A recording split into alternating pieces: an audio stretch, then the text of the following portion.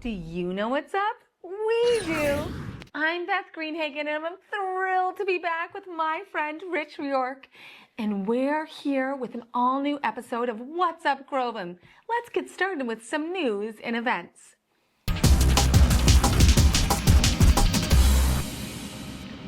First, let's start with some recycling questions with our favorite recyclers, Lydia and Carter. Welcome to our recycling tips. This month we are going to tackle some tough recycling questions. Some things can be recycled, but not in your green recycle cart. So pay close attention and we will help you do the right thing. There are so many kinds of these batteries. There are car batteries, flashlight, or primary batteries, and lithium batteries. Can they be recycled? My old TV and my computer screen have died. Now what do?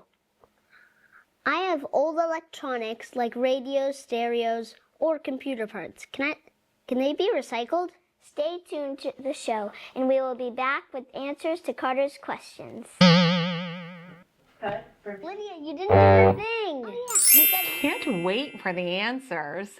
Groveland's Police Chief, Geoffrey Gillen, appeared at May 11th Select Board's meeting to present an overview of current traffic conditions and steps Police Department are taking to address concerns. He said they are seeing an increase in traffic volume and violations. The chief specifically noted speeding, failure to obey traffic control devices, and distracted drivers as the biggest problem recently. Certain roadways are being more affected than others. According to the data he has presented, Main, School, Salem, Washington, and Center Streets are getting the most directed patrol attention. The chief reports these proactive steps they're taking, digital signs deployed where citizens' complaints are highest, directed patrols, and traffic enforcement support by a grant for combined efforts with traffic stops.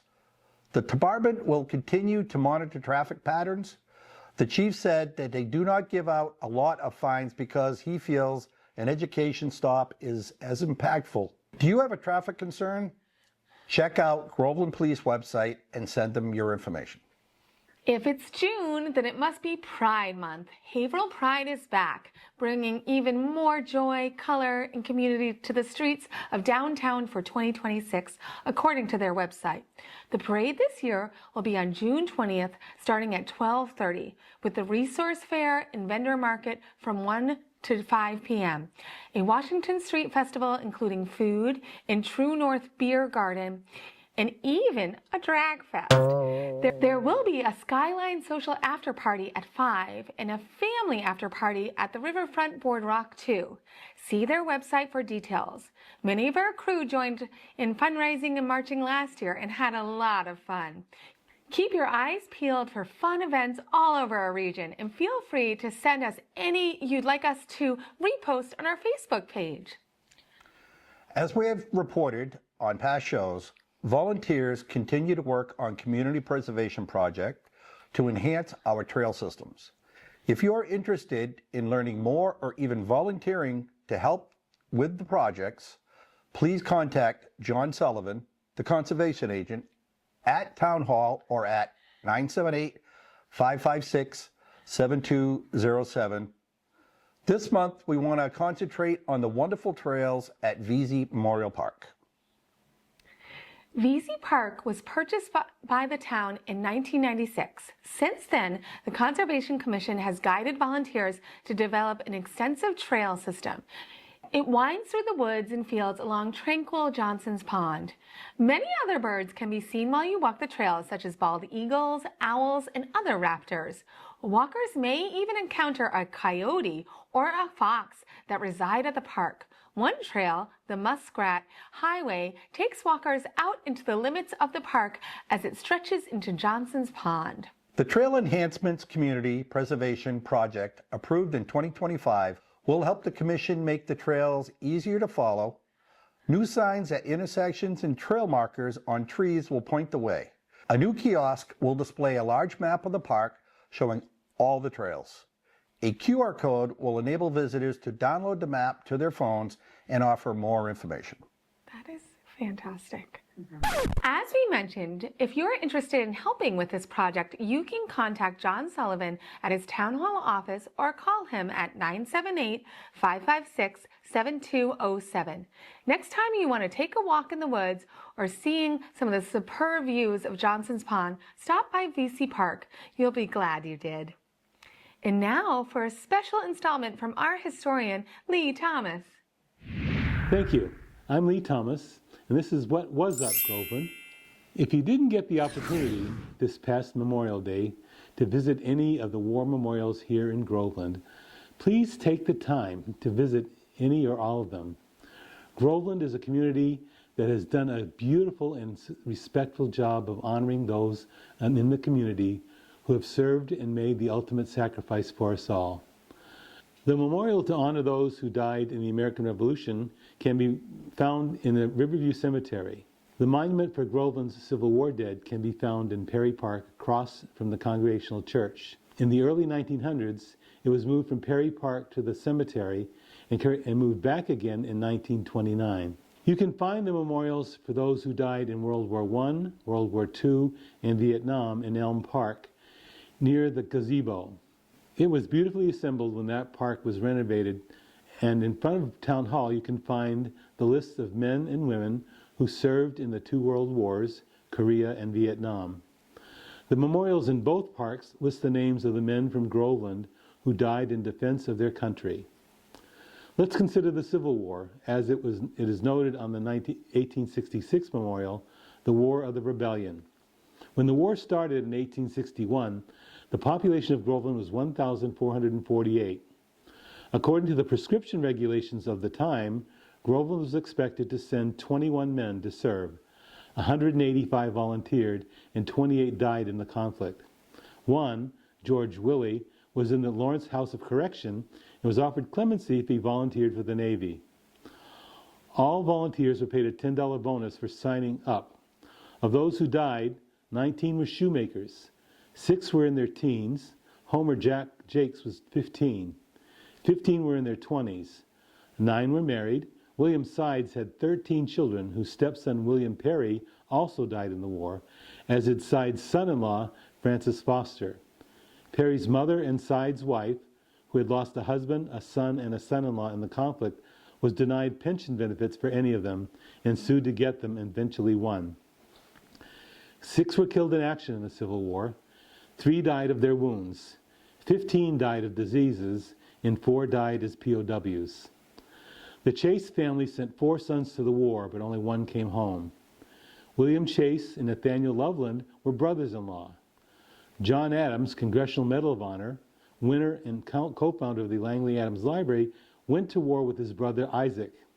After the Battle of Antietam, John went looking for his brother, who was listed as missing. He found him badly wounded and clearly dying, and vowed to stay with him until an ambulance came for him. Isaac was unconscious when Clara Barton found the 2 brothers and relieved John of the watch. John Wilkins was the longest servant, even re-enlisting, and died a month before the end of the war. Moving forward in time to the next century, 5 died in World War I, called the Great War, when the memorial was erected. Nathaniel Webster was the first to die in that conflict, and the Groveland American Legion post was named for him. He and Charles Cook died of the Spanish flu. William Macaulay, William Myers, and George Roberts died in combat. 25 years later, 9 died in World War II. Petty Officer Earl Aiken was killed at Normandy while landing troops on the D-Day beach. Lieutenant John Blaisdell was lost at sea when his ship was sunk by a German U-boat. Lieutenant Gerald Boner was a fighter pilot who was shot down over Germany. Private Walter Nolan was killed in France 2 months after landing at Normandy. Private Stephen Robinson was part of a bomber crew that was shot down over the Philippines. Also mourned in Groveland were Joseph Fitzgerald, James Parker Jr., Lawrence Sleeper, and Charles McMillan. About 20 years after the World War II, 2 young men from Groveland died in Vietnam. Sergeant Willard Ryan, a radio man, was killed in May 1964 during a mortar attack in the Quang Tran province of South Vietnam. Sergeant Stephen Kojeski was killed in June 1970 while disarming an unexploded mortar round in the Quang Tran province of South Vietnam. So I hope that when you visit these memorials and see the names listed, etched there, you can value and respect these people and appreciate the stories that go with those names. Every day can be a day to remember our fallen heroes. We have a guest today, Irene Thomas, who will share a tribute written in 1967 to a fallen soldier that has a truly poignant element to the story of Groveland's honored dead. Irene? A Soldier Comes Home by Stephen Krajewski. Groveland, Massachusetts is not a big town as far as some towns are concerned. It is about as typical as a small New England town can be without being pretentious. There was a drugstore, a couple of soda fountains in the center of town, along with a gas station, the fire station, and a sub shop. The Langley Adams Library is just up Main Street. And if you go a little further, you'll come to the Groveland Congregational Church. It still has and uses one of the old church bells that was struck in Paul Revere's foundry in Cambridge. The people in town are quite proud of that. The Civil War Monument in Perry Park is another landmark also. It was one of the first erected in the country. Further up Main Street lies Riverview Cemetery.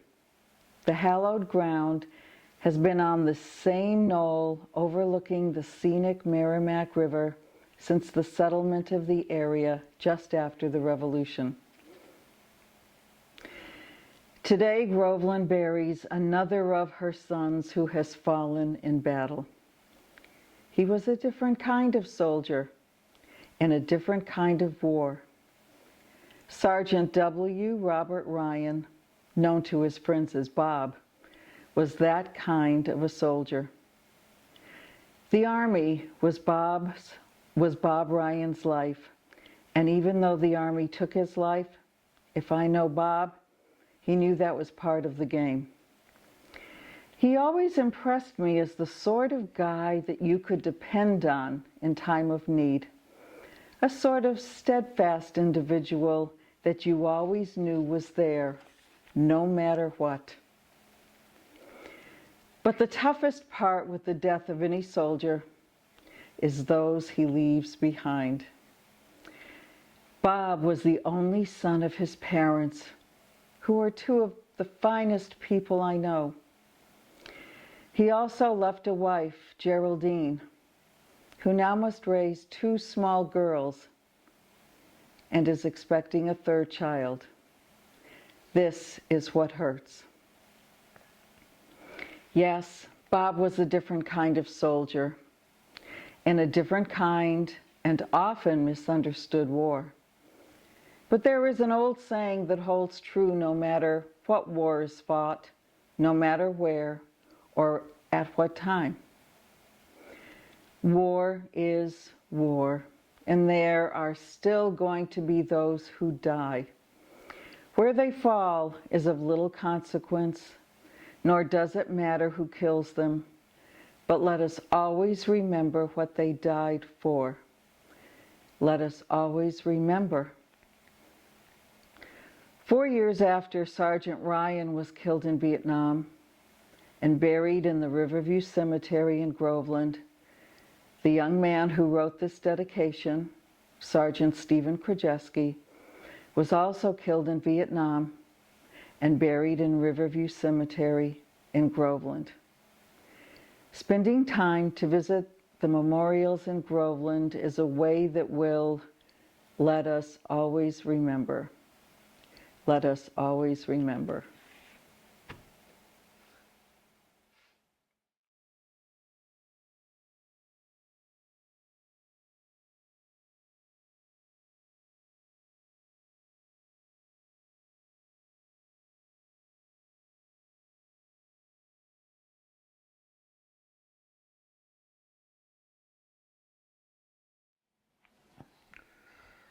Thank you so much, Lee and Irene. What a powerful message. Another annual town meeting on April 27th is in the books. Despite a rocky start with disputes and amendments, Groveland residents were able to approve all but one article and a record $25 million budget. The meeting was held at Bagnell School and began at 6:30 with over 120 voters in attendance and ended before 10 p.m. Highlights include the approval of 9 out of 10 community preservation projects. New bathroom facilities will be installed at Washington Park and Shanahan Field.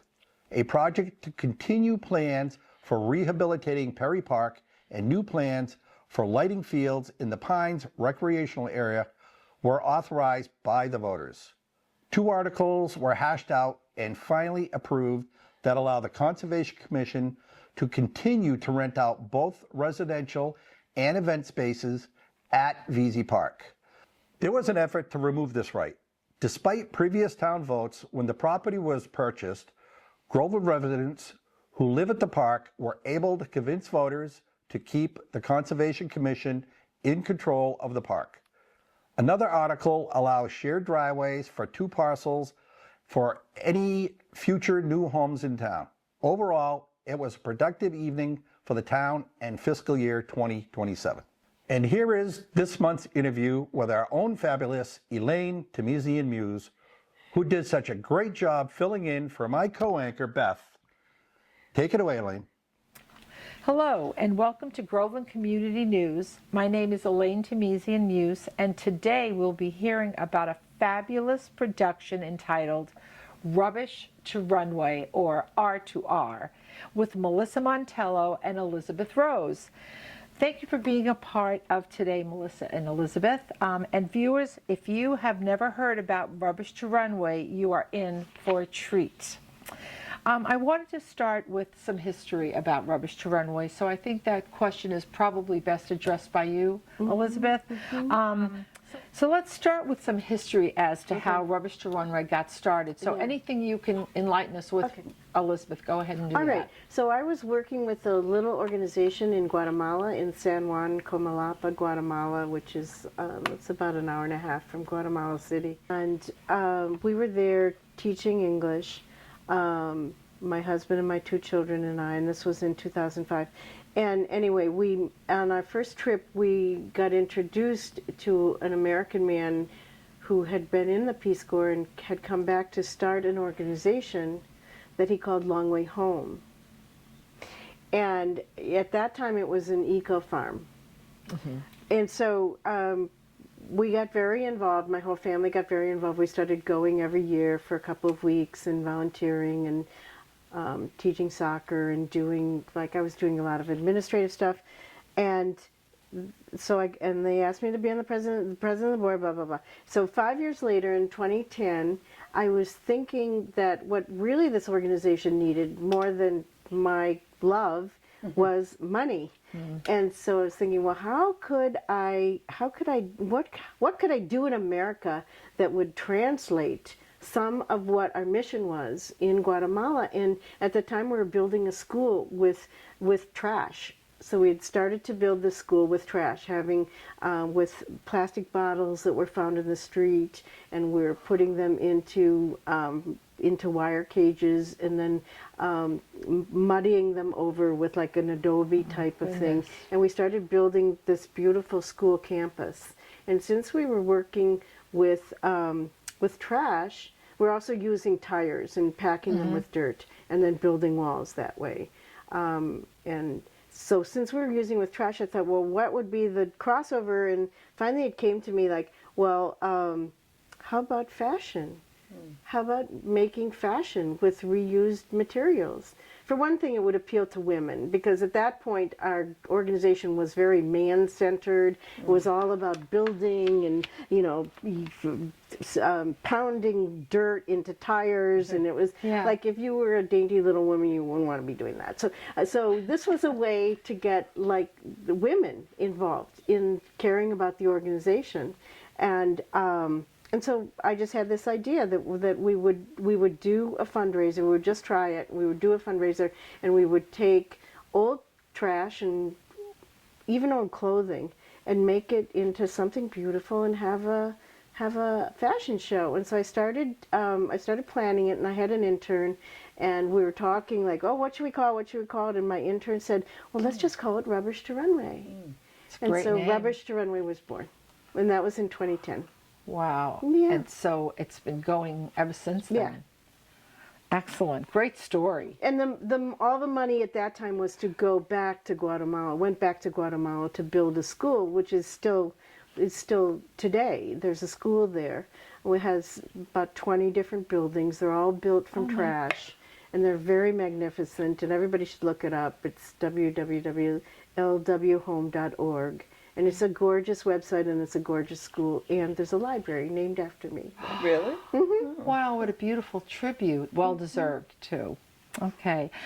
So, Melissa, I think this question is for you, too. You've been coordinating Rubbish to Runway at VZ Park for many years. So how many years has it been? Since 2023. So I got involved in 2015 Right. as a designer. I didn't know that. That's how I Yeah. met Elizabeth. So Yeah. in 2015, I heard about the show from a flyer at the West Newbury Library. You know, I designed for the show for years. The girls were in it, 3 of them. Then in 2019, the show was going to be at Governor's Academy, and I was part of the committee. So that's how I got more involved. Wow. Learned more about that because, I mean, that wasn't my field of. I worked in She didn't biotech. think it I was didn't her think it was field. Yeah. But look at you now. Right. So 2023, You took it over. I took it over, and we talked about the show being a benefit for a local organization Right. since post-COVID. Right. Right. We wanted to bring it back, you know, Yes. to the community. Yeah. I mean, the Guatemala cell was hard. It's a wonderful program. I don't want to diminish it in any way, but it was hard for the community to really understand what they were contributing to, and that really makes a Right. difference with nonprofits. You have to have a mission that matches up with what the community cares about. Right. And lucky for VZ Yes. that we have that now. Right. So Right. I wanted to ask you, just for our viewers especially, is it takes so many people. I've been involved kind of somewhat, not to your extent, but I know it takes a lot of different kinds of people. What are the Yes. categories of people that are required to make this extravaganza happen? Well, you need designers. I mean, that's, if you don't have Basic. designers, you don't have a show. Right. And models. The designers are, I mean, over the years since I've been involved, they're from every profession. Some are actual designers, artists, but we have people in the medical field, teachers. Young people, Young people. old people. This year we have a retired state police officer designing, awesome. which is awesome. So you Right. can be creative. You don't have to be In the creative in arts. the creative arts. Right. You don't have to be. Right. So that's important, the models. And then just producing the show, you need people to, well, write grants and get business sponsors because you need money. The model coach. We Yep, have a model Diane coach. Gage, Oh, the model right. coach. Right, I forgot and about we her. have our lighting and draping company from Andover Mm-hmm. who do a beautiful job making these You have to look make very the professional. It has set. to be professional. Yeah, and it is It is professional. I mean, professional, if you have not been to the show, you will be blown away by the production. It is a production, and it is a professional production. It is, And yeah. I'm saying that, but on the other hand, I also want people to know that you've talked about designers can be from any walks of Yes. life, but I want to just underscore that in that this is really an inclusive Yes. opportunity for Yes. anyone that's even had an inkling of, oh, wouldn't that be fun for me to try? this is a safe place where you can try designing, modeling, volunteering, and VZ, we know, runs on volunteerism. So the town has a jewel there, but it's only going to continue if people continue to volunteer. If anyone wants to try this next year, come this year and check it out, and next year you can become a designer, and there will be people there to support you. Yes. All you need to do is have the desire, and Yes. that's That's kind of right. how I look at it. That's right. This is a 2-night event, and it's going to be the end of June this year, and we'll have the specifics for you. What happens on the 2 nights? If people were to buy a ticket this year, and we hope that you do, buy many of them, what would they experience when they come to VZ Park? Well, when from 6 to 7:30, there's a reception, pre-event reception, where we'll have food that's great and prepared by some great chefs. We will be having live music, jazz combo, which are all former students from Pentucket. They've been doing it the last 4 years, which is really nice. It is nice. Um, Talk about community. Yes. We'll also, this year, we're doing mocktails. I love that. And really. But I think the important thing is that when you arrive, there's a whole social aspect to it, and people are there. They're listening to music. They're eating this delicious Right. homemade, healthy food at a beautiful price, and you're able to like really mingle with everybody and talk to them and meet new people, and it's like a big party. It's just amazing. And it's a family event, so please consider that. I want to also talk about VZ Memorial Park, because all the money goes to VZ. Most of us are volunteers, Yes. and so the money really does add up and can be, again, returned to the town. So Rubbish to Runway this year takes place the last weekend of June, and the dates are Friday, June 26th and Saturday, June 27th. The event, again, is for any age, from children to older adults, any gender, any interest. You're going to love it. If people would like more information at this point, what should they do? Well, they can, should we show this poster? Sure. So this Give it to poster, Elaine to hold up.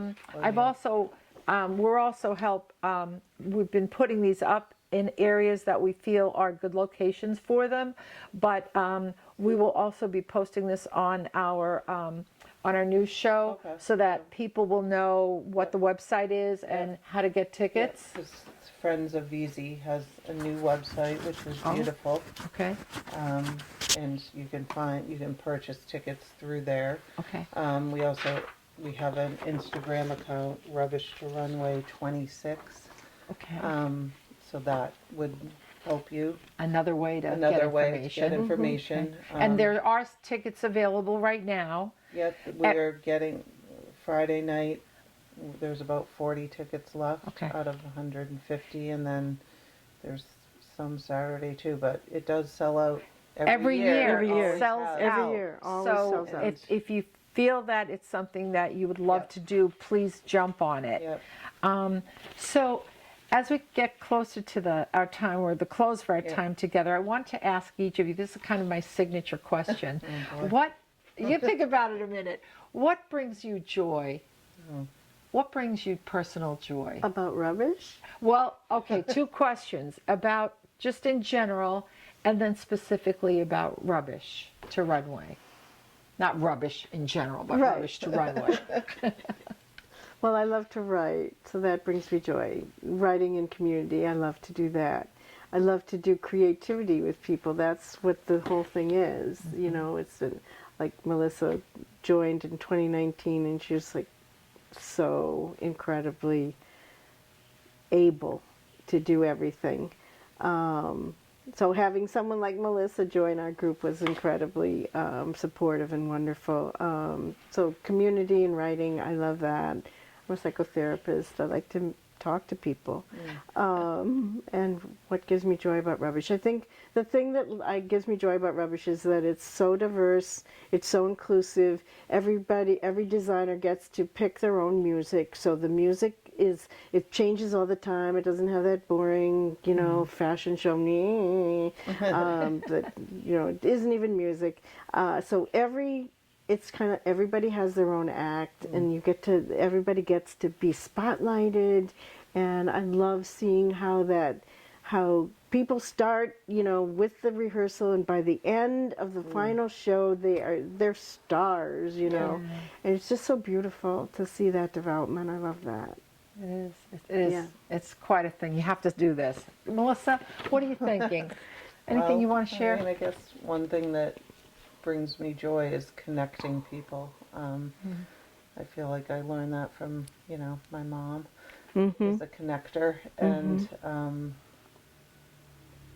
I just like making all the different connections between people that would never otherwise meet, Right. and just building relationships. Like through this, I met Elizabeth, and now, she's like an aunt to my kids, and Yeah.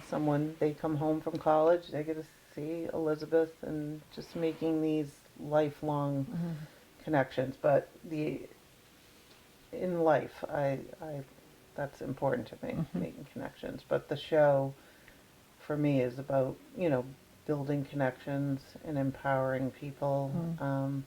I love the intergenerational aspect of it. One of our designers from Groveland, she's 85, and she's amazing, Dot. And, Wow. She's connecting with teenagers through the design process, either with advice or designing for them, and it's just really nice to see that. You don't see that. Is there anything, we're coming to a close, so is there anything that I haven't asked you, or anything that you haven't said that you feel you'd like our audience to know about? Yeah, I wanted to mention what the theme is this year, Oh, because yes, the thank theme you. is so excellent. Please. You're probably, no, you mentioned it because I think it was your idea. It's World Reimagined, which is broad. Can mean a lot of things. Right. What does it mean? What do you think? Is it good? Well, I love it Yeah. because I think many of us are living in a very fraught world now. Yes. And the idea of setting an intention for the Yes. world that we want to see, I find that's very powerful in, the people that I work with. Like setting an intention is so Yes. important Right. because we can work into an intention, and here's going to be a whole show of people like they're setting an intention for the world they want to live Right. in. So I think it's perfect. Right. And you have the world as it exists right at this moment. Yeah. And you have to make what you Yes. can out of it. Exactly. And that's kind of what rubbish thrown away Yes, is in a way. it isn't is. I mean, you It totally you can never is. throw anything away Right, again. right. Because you can envision it as Right. being a garment. Right. But It yeah, gives I us mean, all agency, doesn't it? Yes, Yeah. and like for me Yeah. this year, my mom volunteers at the food pantry in Newbury, and this past year, once they heard about the show and knew about the materials, because there's so many things coming through, every week I've been getting materials, and it's been a treasure trove. So that's another partnership and a Yeah, connection. that's right. Yeah. Now all these people are like, oh, Nancy, can your Right. daughter use this? Right. And yes, I can. I think that's really important, what you're bringing up, which was kind of where it Yeah. started, Yes. is the whole idea that there is no away. That's what we used to Yes. say, there is no away. And the whole idea of us being connected through our trash, which is like kind of the end stage Right. of everything, of Yeah. consumption, is our trash. But to keep that trash still in the cycle, Yes. it has so many layers of Yes. significance. Yes. Yeah. So, anyways. Wonderful. That's beautiful. I think it's Yeah. a great way to end. So, thank you so much for sharing your story. And it's really a town story now, in a lot of ways, with Groveland Community News. And thank you, viewers, for tuning in. We hope you can all make it to Rubbish to Runway. Great interview, Elaine. Groveland's voters went to the polls for the annual townwide election, always held on the first Monday in May. The ballot this year on May 4th contained only 2 contested races and no ballot questions for consideration. Grabbing the most interest was the race to fill 2 select board seats, with 2 incumbents running for re-election and 1 challenger. Current select board members Kathy Castronellis and Jason Naves were re-elected for 3-year terms. Challenger Adam Haywood came in 3rd and didn't make the cut for a seat. In the race for an open spot on planning board, incumbent Patrick Molina was re-elected, with challenger Jim Stepanian losing a seat after not appearing at the candidates' night or submitting a short video to What's Up Groveland. Several other seats were filled with unchallenged candidates, including school committee, moderator, assessor, and library trustees positions. Even some write-in candidates were able to win, including for the Water and Sewer Board and Board of Health. Speaking of voters, only 790 people of 15% turned up to vote in person or by mail out of 5,428 eligible voters in town. This was better than last year's 11%. However, the downward trend seems to continue for 24% in 2024 and 31% in 2023. It is unclear why the drop in interest for voting in local elections exists in Groveland. Some blame it on the lack of interest in democracy, people being too busy, or ignorance of local issues in candidates. Whatever the reason, this is a true concern and part of why we bring What's Up Groveland to you every month. There was an early morning rain on May 2nd that looked like it might cancel the Friends of the Council on Aging town-wide yard sale. The Friends group had worked hard to get over 45 residents to sign up for the sale. Interested residents donated $25 to the Friends to be listed on a map with all the sale locations and basics that were for sale. On Friday evening, signs were posted around town pointing to the streets with sale locations. Residents arranged their items for sale. Everything was ready, but then there was that rain. Set to begin at 9 a.m., a mist still lingered as the sales began. Slowly but surely, the rain stopped and dark clouds turned brighter. Interested purchasers arrived to view and purchase the sale items. Another annual town-wide yard sale was a success for the Friends group.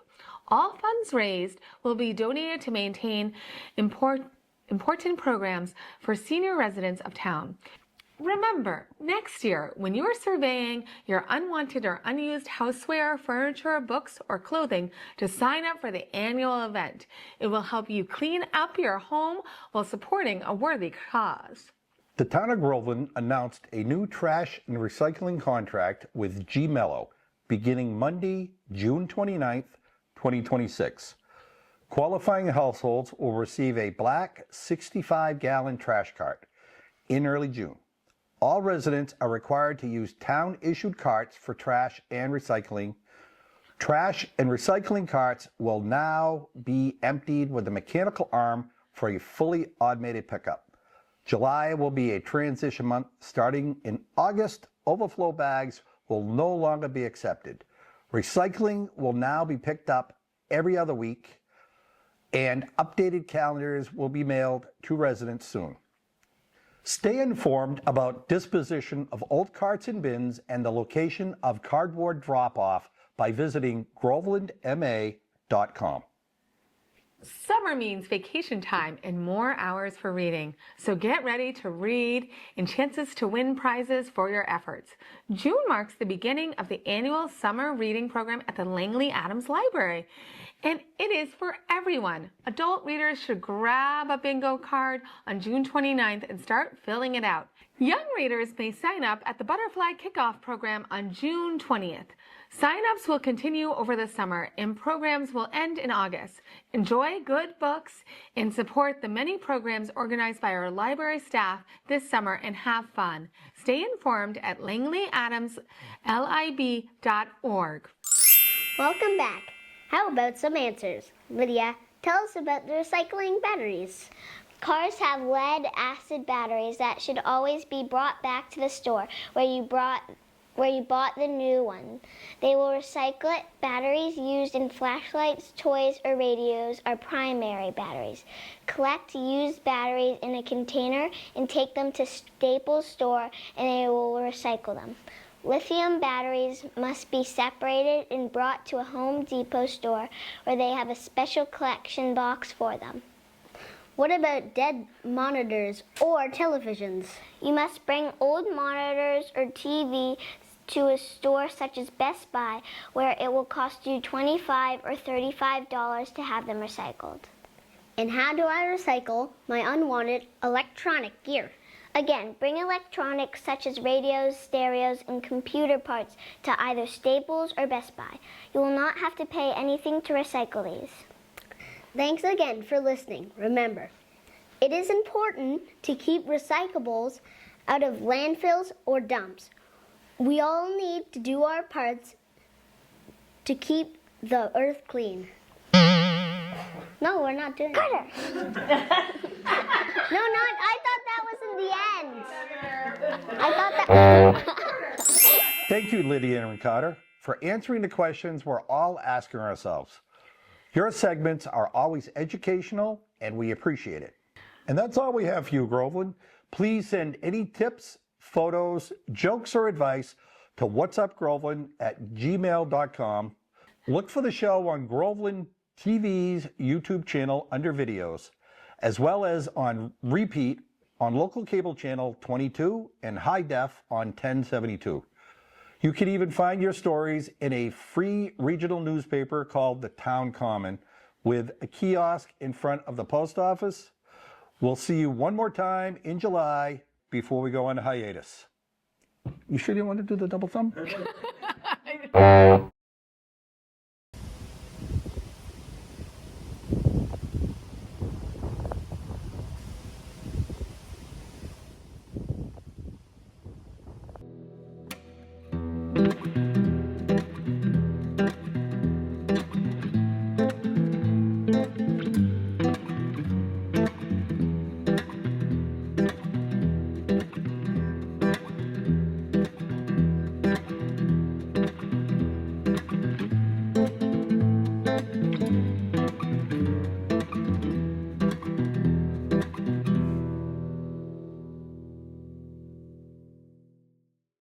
GCN, Groveland's Community News.